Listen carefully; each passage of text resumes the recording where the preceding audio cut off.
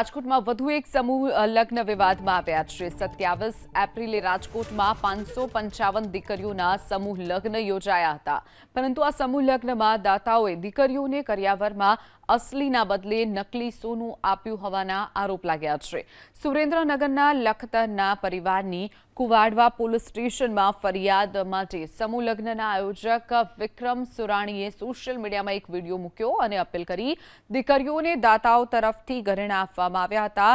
જો કોઈને પણ નકલી ઘરેણાં આવ્યા હોય તો તેઓ પરત કરે, અમે માફી માંગીએ છીએ। બીજી વખત આવું ન થાય તે માટે પણ લિમિટેડ દીકરીઓના સમૂહ લગ્ન કરાવીશું તેવી પણ વાત કરવામાં આવી। આ વીટી સિક્કો અને આ બધી જે સ્ત્રી વસ્તુ ખોટી છે, બરાબર?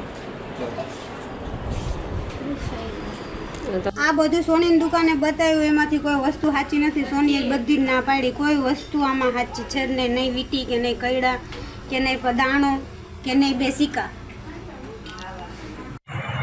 આ શિવાજી સેનામાંથી વીટી આવી અને આ વીટી સાચી છે ખોટી છે?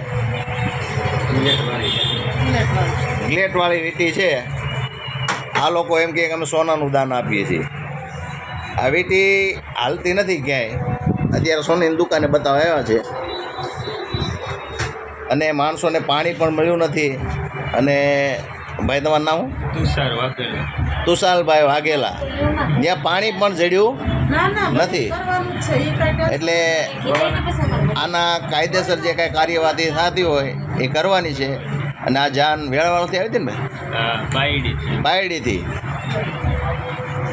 555 દીકરીના જે સમૂહ લગ્નને લઈને જે મુદ્દો ચાલે છે, એ મુદ્દામાં જે ખોટા દાગીનાને લઈને અત્યારે મેસેજ હતો, એમાં વિક્રમભાઈ અત્યારે બાંહેધરી આપે છે કે જે વ્યક્તિને ખોટા કોઈ પણ દાગીના આવી ગયા હોય તો મારી ઓફિસે આવી જજો, એને પરત કરી દેવામાં આવશે।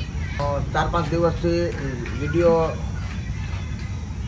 ફરતા હતા કે તેમને અંદર આપેલા દાગીના સોના ચાંદીના નથી અને મેટલ છે, તો તે દાગીના તમામ દાતા તરફથી મેળવેલ છે, પણ છતાંય તેમની હું બાંહેધરી લઉં છું કે એ દાગીનામાં કાંઈ પણ ફેરફાર હોય તો ગમે ત્યારે તમે મારો કોન્ટેક કરી શકો છો અને મારી ઓફિસે આવી શકો છો। એવા કારણોસર જે તમને લોકોને તમારા દિલ દુભાણા છે, તે વતી હું તમામ વર અને કન્યાના જાની અને માંડી અને દીકરી અને દીકરાઓને હું દિલથી માફી માંગુ છું।